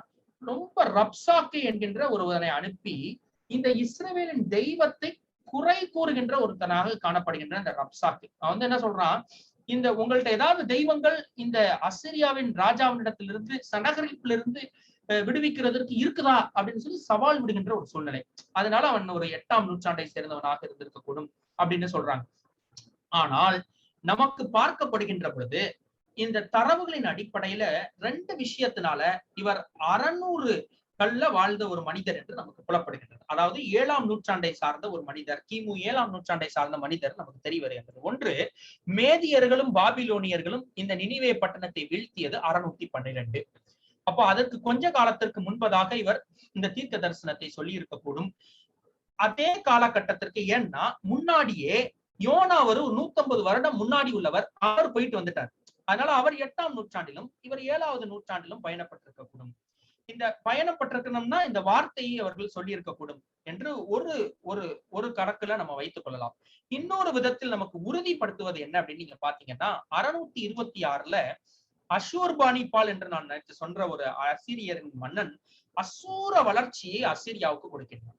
அவன் என்ன பண்றான், 663வது வருடத்துல திப்ஸ் என்று சொல்லக்கூடிய ஒரு பட்டணம், அந்த திப்ஸ் என்ற பட்டணம் நான் உங்களுக்கு நேற்றே சொன்னேன், நோமோன் என்று சொல்லக்கூடிய ஒரு பட்டணம். நாகூமின் புத்தகம் 3வது அதிகாரம் 8வது வசனத்திலிருந்து 10வது வசனம் வரைக்கும் நீங்க வாசித்து பாத்தீங்கன்னா இருக்கும். அது எல்லா பக்கமும் தண்ணீரால் சூழ்ந்தப்பட்டிருந்த ஒரு பட்டணம். அந்த பட்டணம் தான் எகிப்தியர்களுக்கு வாணிபத்தை கொண்டு வந்த பட்டணம். மிகப்பெரிய அதை ஒரு ராஜாங்கமாக வைத்திருந்தார்கள். அந்த பட்டணத்தை யாரும் பிடிக்க முடியாத அந்த பட்டணத்தை பிடிக்கின்றார்கள். அப்ப அந்த பட்டணத்தை பிடிக்கும் பொழுது எகிப்தோடு கூட எத்தியோப்பியாவும் சேர்ந்திருக்கிறது. எகிப்து ஏற்கனவே வளர்ச்சியடைந்த ஒரு மாகாணம், எத்தியோப்பியாவும் வளர்ச்சி அடைந்த ஒரு மாகாணம். இந்த எகிப்து எத்தியோப்பியாவை பிடித்து வைத்திருக்கின்றது. அதனால எத்தியோப்பியாவும் எகிப்தும் அவர்களோடு கூட இருக்கிறது. அப்படி இருந்தும் இந்த அசூர் பாணிப்பால் இந்த நோ அம்மோன் என்கின்ற திப்ஸ் பட்டணத்தை அவன் பிடித்துட்டு வருகின்றான். Chronicles of the fall of Nineveh என்று ஒரு எக்ஸ்ட்ரா கனானிக்கல் புத்தகம் இருக்கிறது. அதுலயும் இதை பற்றிய சம்பவங்களை கூறுகின்றார்கள். இது வாசட் என்று சொல்லக்கூடிய ஒரு பட்டணமாக அழைக்கப்பட்ட ஒரு பட்டணம். இது கிட்டத்தட்ட நீங்க பாத்தீங்கன்னா இந்த மத்திய தரைக்கடல், அதாவது மெடிட்டரேனியன் சீல இருந்து ஒரு 800 கிலோமீட்டர் தள்ளி இருக்கக்கூடிய ஒரு 500 மைல் தூரத்தில் இருக்கக்கூடிய ஒரு பட்டணம். இந்த பட்டணத்தை நீங்க பாத்தீங்கன்னா இது இன்றைக்கும் நீங்க இடிபாடுகளோடு ஒரு ஒரு ஒரு குற்றுயிராக அந்த பட்டணம் வந்து ஒரு ஹிஸ்டாரிக்கல் மானுமெண்டாக காணப்படுகின்றது. அந்த பட்டணத்துல நீங்க பாத்தீங்கன்னா அங்கு இவர்கள் பெரிய கோயில்களை கட்டி வைத்திருந்தார்களாம். கர்னாக் லக்சார் என்று சொல்லப்பட்ட மிக தெய்வங்களுக்கு அவர்கள் அங்கு வழிபாடுகளை செய்து வந்த ஒரு பட்டணம். அந்த பட்டணத்தை வீழ்ச்சி அடைந்ததற்கு பிற்பாடுதான் நாகும் எழுதி இருக்கக்கூடும். காரணம் என்னன்னா அந்த நாகும் 3ஆம் அதிகாரம் 8வது வசனத்திலிருந்து 10ஆம் வசனம் வரைக்கும் அதை கோடிட்டு காண்பிக்கின்றார். எப்படின்னா நோ அம்மோனின் பட்டணத்தை காட்டிலும் சிரேஷ்டமோ என்று சொல்கின்றார். நீங்க அதை விட பெரியாளா, அதுவே நீங்க பிடிக்கும் பொழுது நான் ஏன் உங்க பட்டணத்தை அழிக்க கூடாது, நினிவே பட்டணத்தை ஏன் அழிக்க கூடாது என்ற ஒரு சூழ்நிலையை காண்பிக்க முடிகின்றது. இன்னொரு குழப்பமான ஒரு விஷயம் அங்கே நடக்கின்றது வேதாகமத்திலே. என்னன்னா 2 ராஜாக்களின் புத்தகம் 23வது அதிகாரம் 29வது வசனத்தை நீங்க பார்க்கும் பொழுது அங்க என்ன இருக்குது அப்படின்னு நீங்க பாத்தீங்கன்னா, எகிப்தின் ராஜாவாகிய பார்வோன் நேகா அசீரியா ராஜாவுக்கு விரோதமாக ஐப்புராத்து நதிக்கு போகிற போது ராஜாவாகிய யோசியா அவனுக்கு எதிர்பட்டு புறப்பட்டான். பார்வோன் நேகா அவனை மெகிதோவிலே கண்டபோது அவனை கொன்று போட்டான் என்று வசனம் சொல்லுகின்றது. இப்போ இங்க நீங்க பார்க்கும் பொழுது அவர்கள் அசீரிய ராஜாவுக்கு விரோதமாக அப்படின்னு போட்டிருக்கு. ஆனால் நீங்க யோசியாவினுடைய காலகட்டத்துல அசீரியா ராஜாவே கிடையாதுங்க. அசீரியான்னு ஒரு பட்டணமே இல்ல, அழிஞ்சு போச்சுங்க. ஏன்? மனாசேயினுடைய கடைசி காலகட்டத்திலையும் அம்னோனுடைய காலகட்டத்திலையும் அழிஞ்சிருக்கும். அப்படின்னா மனாசேயினுடைய காலகட்ட முடிந்ததற்கு பிற்பாடு அசீரிய ராஜ்யம் இல்லையே. ஏன் நேகா அவர்களை எதிர்த்து போர் செய்ய போகின்றான்? அதை எதிர்த்து ஏன் இந்த ஓசியா ராஜா போர் செய்ய போகின்றார் என்று ஒரு கேள்விக்குறி உருவாகின்றது. அப்படின்னா இன்னும் நமக்கு டேட் பின்னாடி தள்ளி போறதுக்கான ஒரு சூழ்நிலை இருக்கின்றது. அதற்கு நம்ம பார்க்கும் பொழுது அவர்கள் பெரிய பட்டணமாகவோ ஆட்சியாகவோ இல்லாத காலத்திலும் சிறு சிறு அங்கங்களாக பிரிந்திருக்க கூடும் என்று சொல்லுகின்றார்கள். தலைநகர் இல்ல, ராஜா இல்ல, எல்லாம் அழிக்கப்பட்டு விட்டது. ஆனால் நினிவே அழிக்கப்பட்டாலும் அஷூர் இன்னும் மற்ற பட்டணங்கள்ல கொஞ்சம் மக்கள் வாழ்ந்து கொண்டிருக்கிறார்கள். அவர்களை கவர்வதற்காக நேகா சென்றிருக்க கூடும் என்று சொல்லுகின்றார்கள். அந்த நேகா சென்ற அந்த சம்பவத்தை இவன் என்ன பண்றாரு அப்படின்னா, இவரும் ஒரு காலத்துல அசிரியாவுக்கு கீழ் இருந்த ஒரு மன்னன். ஆதலால் இவர் அதை எதிர்த்து இந்த பார்வோ நேகாவை எதிர்த்து அவர் போகின்றார். அங்கே அவர் வில் வீரர்களால் சூழப்பட்டு அழிக்கப்பட்டார் என்று வசனங்கள் இருக்கிறது. இதற்கு இன்னொரு சான்று நம்மளால எப்படி கொடுக்க முடியும்னா, இந்த ஓசியாவின் காலகட்டத்திலே வாழ்ந்த எரேமியா ராஜா, எரேமியா தீர்க்கதரிசி 25வது அதிகாரம் வரும் பொழுது சில காரியங்களை குறிப்பிடுகின்றார். 17வது வசனத்திலிருந்து நீங்க பார்க்கும் பொழுது அவர் சொல்றார், அப்பொழுது கலங்கி பொங்குகின்ற ஒரு பாத்திரம் கர்த்தருடைய கையில இருக்க கண்டேன், அதை யாருக்கெல்லாம் கொடுக்கணும்னு சொல்லி ஒரு வசனத்துல லீலமா எல்லா தேசத்தையும் சொல்றாரு. அதுல நீங்க பாத்தீங்கன்னா பாபிலோன் வருது, எகிப்து வருது, எருசலேம் வருது, அதுல பெலிஸ்தியர்களின் தேசம் வருது, தீர்வு வருது, அதுல ஏதோம் வருது, அம்மோன் புத்திரர்கள் வர்றாங்க, மோவாபியர்கள் வர்றாங்க, அதுல தேத்தான் பட்டணம் வருது, அதுல அரபியர்கள் வர்றாங்க. அவர்கள் இப்படி எல்லா பட்டணமும் வரார்கள், மேதியர்களும் வர்றாங்க. ஆனால் வடக்கில் இருந்துன்னு எழுதும் பொழுது அசீரியர்களை பற்றி அவர்கள் எழுதல. காரணம் என்னன்னா, அசீரியா என்ற ஒன்று அப்பொழுது அவர்களுக்கு இல்லை. அப்ப வடக்கில் இருந்துன்னு சொல்லும் பொழுது உலகத்தை ஒரு காலத்துல ஆட்சி செய்த மிகப்பெரிய சர்வாதிகாரியாகிய அசீரியா தான் முதல்ல வந்திருக்கணும். ஆனா அவர்கள் அதை சொல்லல. ஏன் சொல்லலன்னா, அப்படி ஒரு பட்டணம் அன்றைக்கு அங்கே இல்லை. ஆதலால் நேகா போர் செய்ய சென்றது என்பது ஒரு மெயினான ஒரு அசீரிய ராஜாவாக இருந்திருக்காது. அது ஒரு குறிப்பிட்ட ஒரு பகுதியை மட்டும் அசீரியா என்ற பெயரிலே வைத்து சின்ன சின்னதாக பிரிந்து சென்று சின்ன சின்ன ஒரு லோக்கல் கவர்மெண்ட் நடந்து கொண்டிருந்த அந்த ஏரியாவை கைப்பற்றி வந்து விடுவோம் என்று பார்வோன் நேகா சென்றிருப்பார் என்று வரலாற்று ஆய்வாளர்கள் அதை குறிப்பிடுகின்றார்கள். அடுத்து நம்ம பார்க்கும் பொழுது யோசியா மிகவும் அடிபட்டு திரும்புகின்றார். 2 நாளாகமம் புத்தகம் 35வது அதிகாரம் 22வது வசனத்துல அதுல நீங்க நல்லா வாசித்து பாத்தீங்கன்னா அவரு என்ன பண்றாரு அப்படின்னு நீங்க பாத்தீங்கன்னா அடிபட்டு அவர் திரும்புகின்றார். அதை எரேமியா தீர்க்கதரிசி 15வது அதிகாரத்துல சொல்றாரு. என்னன்னா, 7 பிள்ளைகளை பெற்றவள் களைத்து போகின்றாள், அவள் தன் பிராணனை விட்டுவிட்டால் இன்னும் பகலாயிருக்கையில் அவளுடைய சூரியன் அஸ்தமித்தது என்று சொல்லுகின்றார். ஏன் அப்படி சொல்லணும்னா, இந்த ஓசியாவை போல ஒரு நல்ல மன்னன் தாவீதுக்கு அப்புறம் வேற யாருமே வரல. எசேக்கியா அவங்க தாத்தா காலத்துல இருந்தா தாத்தாவுக்கு அப்பா எசேக்கியா இவரை விட நல்ல மன்னன்னு சொல்ல முடியும். அவருடைய பாட்டனாராக இருக்கக்கூடிய யோசபாத் இவரை விட நல்ல மன்னன்னு சொல்ல முடியாது. அப்படி அந்த அளவிற்கு யோசியாதான் நல்ல மன்னன்.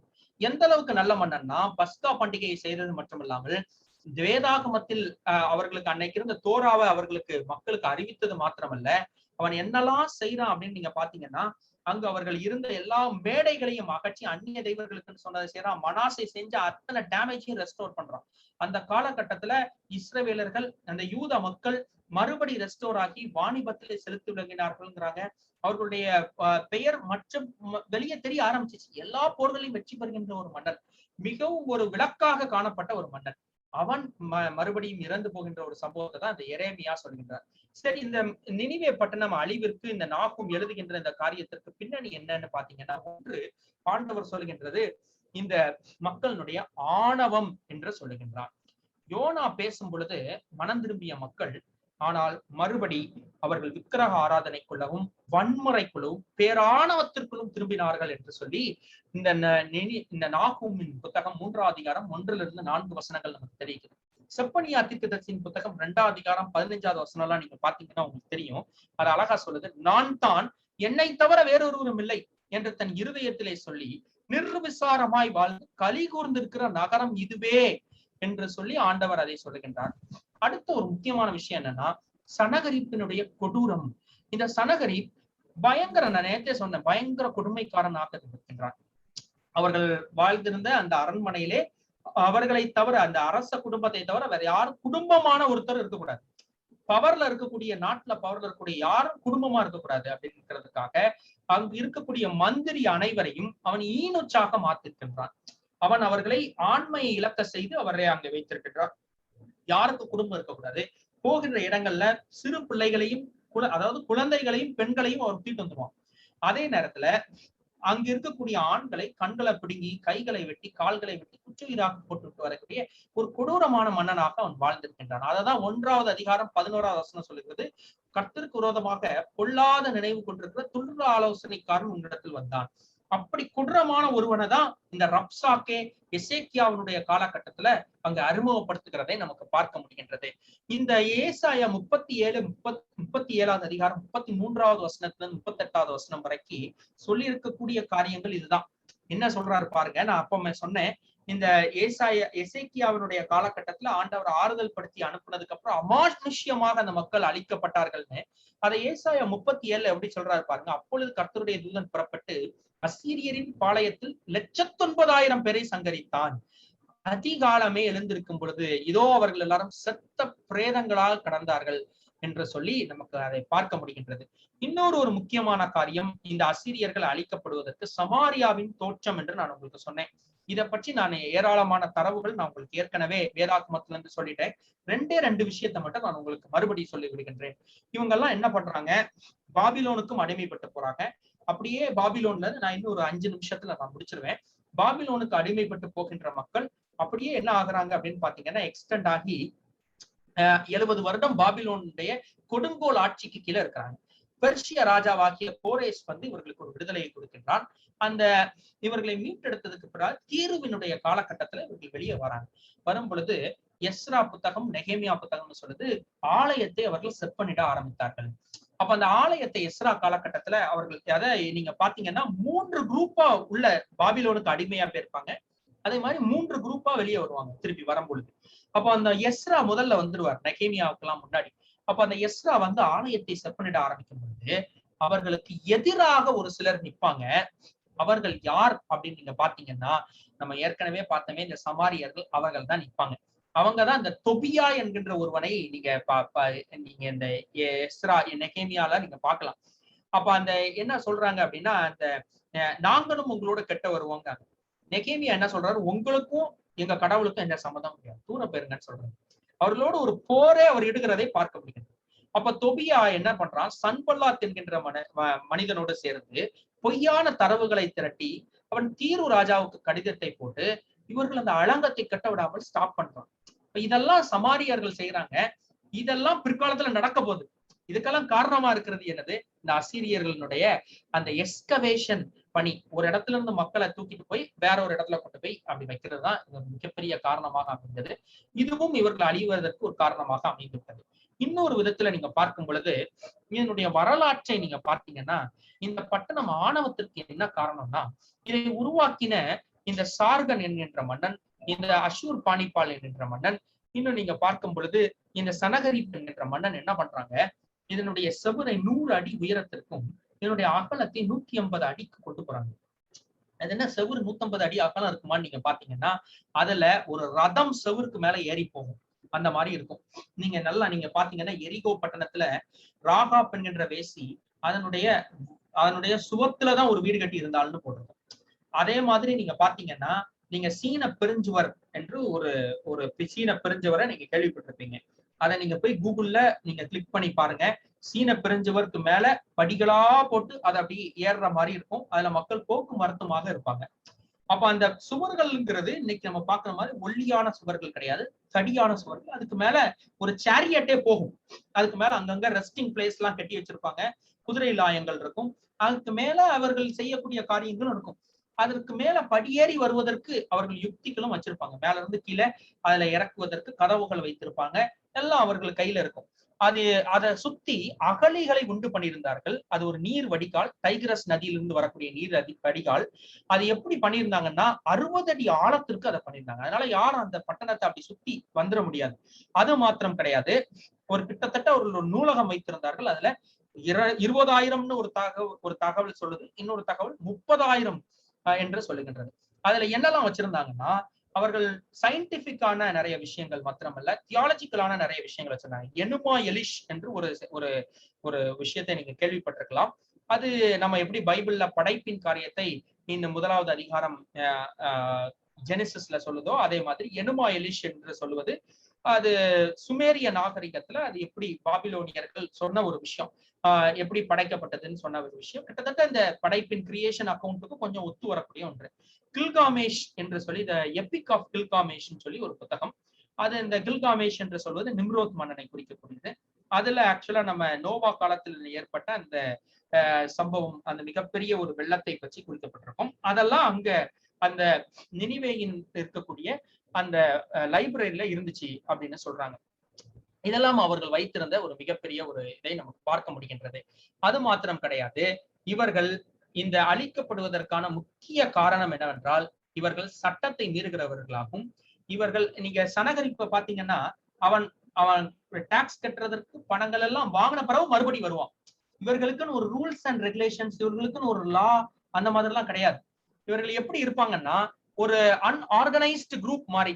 அன்னைக்கு காலகட்டத்துல ஒரு ராஜாவும் இன்னொரு ராஜாவும் உடன்படிக்கை செய்து கொண்டால் அடுத்த ராஜாவை அவன் திருப்பி சீண்ட மாட்டான், அவன் அதை எதிர்க்கிற வரைக்கும் சீண்ட மாட்டான். ஆனா இவர்கள் ஒரு அன்ஆர்கனைஸ்டு குரூப்பா, ஒரு லாலஸ் கம்யூனிட்டியாக இவர்கள் மாறிவிட்டார்கள். இது பிற்காலத்துல நீங்க பார்க்கும் பொழுது, நாளைக்கு நம்ம பார்ப்போம் எப்படி இந்த பட்டணம் அழிக்கப்பட்டுச்சுன்னு. 625 அது தண்ணீராலும் அழிக்கப்பட்டது, தீயினாலும் அழிக்கப்பட்டது. எப்படி நீங்க பாருங்க, ஒரு பட்டணம் ஒண்ணு தண்ணீர் அழியணும், இல்லைன்னா தீயில அழியணும். ஏன்னா தண்ணீர் இருக்கிற இடத்துல தீ இருக்காது, தீ இருக்கிற இடத்துல தண்ணி இருக்காது. ஆனா இந்த பட்டணம் மாத்திரம் தண்ணீரால் அழிக்கப்பட்டு திருப்பி தீயினால் அழிக்கப்படுகின்ற ஒரு புத்தகமாக காணப்படுகின்றது. இந்த புத்தகத்துல நீங்க பாத்தீங்கன்னா முக்கிய பகுதிகளாக 3-4 பகுதிகளை நான் சொல்லி முடிக்கின்றேன். ஒன்று, முதல் பகுதி கடவுளின் இயல்பை பத்தி சொல்கின்றது.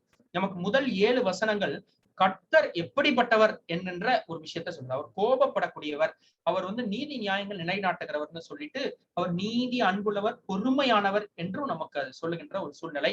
5 பூதங்களை கொண்டு அது விளக்குகின்ற ஒரு சூழ்நிலையை நமக்கு பார்க்க முடிகின்றது. அடுத்தது நீங்க பார்க்கும் பொழுது, இந்த 1வது அதிகாரத்திலிருந்தே நினிவேயினுடைய முடிவு எப்படிப்பட்டதாக இருந்தது என்று சொல்லி அங்க விழாவாரியாக நுட்பமாக அதை எடுத்து எழுதப்பட்டிருக்கிறதை நமக்கு பார்க்க முடிகின்றது. இந்த நினிவே பட்டணத்திற்கு கடவுளுடைய தீர்ப்பு எப்படி இருக்கும் என்பதை பற்றி 2வது அதிகாரம் நமக்கு சொல்லுகிறது. அதுல சொல்லும் பொழுது, நினிவே பட்டணத்தை ஒரு பெரும் சிங்கத்திற்கு ஒப்பாகவும், அந்த சிங்கம் கிளசிங்கமாகி அது தனக்கு பக்கத்துல இருக்கக்கூடிய உணவெல்லாம் அழுகி போகிருந்தும், ஒரு அழுகி போன உணவு பக்கத்துல சிங்கம் போய் உட்கார்ந்து இருக்காது. ஆனா அது உட்கார்ந்திருந்தும் அதை வெளியே போக முடியாதபடிக்கு அது இருக்கிறதுன்னும், இன்னும் பால சிங்கமாக அலைந்து கொண்டிருந்த சிங்கம் இப்பொழுது அது அடக்கப்பட்டு ஒடுக்கப்பட்டு ஒரு ஓரத்தில் முடங்கி கிடக்கிறது. ஒரு உவமையில அவர் சொல்றதை பார்க்க முடிகின்றது. இன்னும் ஒரு மிகப்பெரிய ஒரு அழகான விஷயம் என்னன்னா, இந்த நினிவே ஒரு பொயட் மாதிரி அந்த எபிரேய வார்த்தைகள்ல ஒவ்வொரு அல்பபெட்டா பயன்படுத்தி ஒவ்வொரு வசனமும் எழுதப்பட்டிருக்கும். இதுல ஒரு சில வசனங்கள் வந்து தப்பாக பிரித்திருப்பார்கள். அதையும் நம்ம நாளைக்கு நம்ம அந்த வசனங்கள்ல ஃபர்ஸ்ட் அதிகாரம் போகும்பொழுது நம்ம பார்க்கலாம். அடுத்தது நீங்க பார்க்கும் பொழுது இந்த நினிவே பட்டணத்திற்கு மீதான கடவுளுடைய தீர்ப்பு ஏன் என்று சொல்லி அங்கே நீங்கள் 3வது அதிகாரத்துல முதல்ல தொடக்கத்திலிருந்து பார்க்கலாம். அவர்கள் வேசித்தனம் செய்ததுனால, கவர்ச்சிகரமான சூனிய காரியங்களை செய்ததுனால, தேசங்களை விபச்சாரங்களுக்கு உட்படுத்தியதுனால, அடிமைப்படுத்தினதுனால, துரோகம் செய்ததுனால, இன்னும் அவர்களுடைய இரத்த வெள்ளம் ஓட வைத்த காரணத்தினால என்று சொல்லி பல காரணங்களை அங்கே குறிப்பிடுகின்றார்கள். இந்த 3ஆம் அதிகாரத்தின் பின்பகுதி என்ன சொல்லுதுன்னா, அங்கே இருக்கக்கூடிய அந்த மக்களை ஒரு சவாலுக்கு அங்கே அவர்களை ஒரு சவாலுக்கு இழுக்கக்கூடிய ஒரு காரியத்தை நமக்கு பார்க்க முடிகின்றது. என்ன சவாலுக்கு இழுக்குது அப்படின்னு நீங்க பாத்தீங்கன்னா, நீ முடிஞ்சா தப்பிச்சுக்கோ, உன்னால முடியுமா, முடிஞ்சா தப்பிச்சுக்கோ, ஆனா என்னுடைய ஆண்டவர் உன்னை அழித்தே தீர்வார் என்று சொல்லக்கூடிய அளவிற்கு அங்கே ஒரு மிகப்பெரிய ஒரு வைப்ரண்டா காண்பிக்கக்கூடிய ஒரு சூழ்நிலையை நமக்கு பார்க்க முடிகின்றது. இதுல ஒரு சில காரியங்கள் நமக்கு விளக்குவதற்கு சவாலாகவும் இருக்கின்றது. அதுல முக்கியமான விஷயங்கள் என்ன அப்படின்னு நீங்க பாத்தீங்கன்னா, இந்த ஐடென்டிட்டி ஆஃப் நாகும் தான் விளக்குவதற்கு சவாலாக இருக்கக்கூடிய ஒரு காரியமாக இங்கே பார்க்கப்படுகின்றது.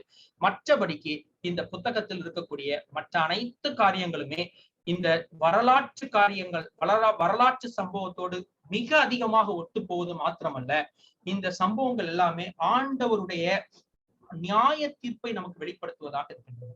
ஒரு காலகட்டத்தில் அசீரியர்கள் என்பவர்கள் பறந்து விரிந்து காணப்பட்டு உலகையே தன் கரத்திற்குள்ளாக வைத்து இருந்த ஒரு கூட்டத்து மக்கள். ஆனால் ஆண்டவர் நினைத்தால் அவர்களை ஒரு சிறு காரியத்தினால் சின்ன வெள்ளத்தை வைத்து அடித்து ஒடுக்க முடியும் என்று சொல்லி அவர் நிரூபித்து காண்பித்தார். இன்னும் அது மாத்திரமல்ல, இஸ்ரவேல் மக்களுக்கு மீட்பு எப்பொழுதும் உண்டு, ஆனால் ஆண்டவரை சேவிக்காத மக்களுக்கோ மீட்பு இல்லை என்று சொல்லி அங்கே திட்டவட்டமாக நமக்கு குறிக்கப்படுவதை நமக்கு பார்க்க முடிகின்றது. ஆண்டவர் எவ்வளவு அன்புள்ளவராக இருக்கிறாரோ அவ்வளவு கோபம் உள்ளவர் என்று சொல்லி இந்த வேத பகுதியின் மூலமாக நமக்கு தெரிகின்றது. இந்த நினிவே அழிகின்ற இந்த சூழ்நிலையை நாம் படிக்கின்ற நாமும் அப்படிப்பட்ட ஒரு இக்கட்டான காலகட்டத்திலே வாழ்ந்து கொண்டிருக்கிறோம் என்பதை நீங்க நினைத்து பார்க்க வேண்டும். இப்பொழுது விபச்சாரம் பெருகிவிட்ட ஒரு சூழ்நிலை, கவர்ச்சிகரமான சூனியத்தின் காரியங்கள் அதிகரித்து விட்ட ஒரு சூழ்நிலையை நம்ம பார்க்க முடிகின்றது. அது மாத்திரம் கிடையாது, தனி மனித ஒழுக்கமில்லாத ஒரு காலகட்டம், துரோகங்கள் நிறைந்திருக்கக்கூடிய ஒரு காலகட்டம், இன்னும் ஏராளமான மக்கள் பொய் குற்றங்களுக்காக அடிக்கப்படுகின்ற ஒரு காலகட்டம். இன்னும் நீங்க பாத்தீங்கன்னா ரத்தம் ஆறாக வெள்ளமாக ஓடுகின்ற மனசாட்சியற்ற ஒரு காலகட்டத்திலே வாழ்ந்து கொண்டிருக்கின்றோம். ஆனால் கர்த்தரை நம்புகின்றவர்களுக்கோ அவர்களுக்கு ஒரு விடிவு காலம் உண்டு, கர்த்தரை நம்பாதவர்களுக்கு ஆக்கினை தீர்ப்பு உண்டு என்பதை மறுபடியும் நமக்கு நினைவே பட்டணம் நமக்கு நினைப்பூட்டி கொண்டிருக்கிறது என்பது மிக நிதர்சனமான ஒரு உண்மையாக நமக்கு தெரிய வருகிறது. ஆகவே இன்றைய தினத்திலே நாம் இந்த இஸ்ரவேலர்களுக்கும் அவர்களுடைய மன்னர்களுக்கும் அசிரியர்களுக்கும் இருந்த தொடர்பை குறித்து நாம் பார்த்தோம். இந்த நினிவே பட்டணத்தை குறித்தும் இந்த நாகும் புத்தகத்தின் பின்னணியம் என்ன என்பதை குறித்தும் நாம் பார்த்திருக்கின்றோம். நேற்று நாம் படித்த விஷயங்களையும் இன்றைக்கு படித்த விஷயங்களையும் நீங்கள் பின்புலத்திலே வைத்து அதை ஆராய்ச்சி செய்து மனதிலே ஓட விட்டு கொண்டே இருங்கள். அப்படியானால் தான் நாளைய தினத்திலிருந்து நாம் இந்த வேதத்தில் இருக்கக்கூடிய வசனங்களுக்குள்ளாக நாம் செல்ல போகின்றோம். நாகும் புத்தகத்தில் இருக்கக்கூடிய வசனங்களுக்குள்ளாக செல்ல போகின்றோம். அப்படி செல்லும் பொழுது இந்த வரலாற்று சம்பவங்கள்லாம் நம்ம மனசுல மறுபடி பின்னாடி இருந்து எதிரொலித்துக் கொண்டே இருக்குமானால் இதை புரிந்து கொள்வதற்கு நமக்கு ஈஸியா இருக்கும். உங்களுக்கு இதுல ஏதாவது ஒரு டவுட் இருக்குன்னா, இல்லைன்னா உங்களுக்கு இதை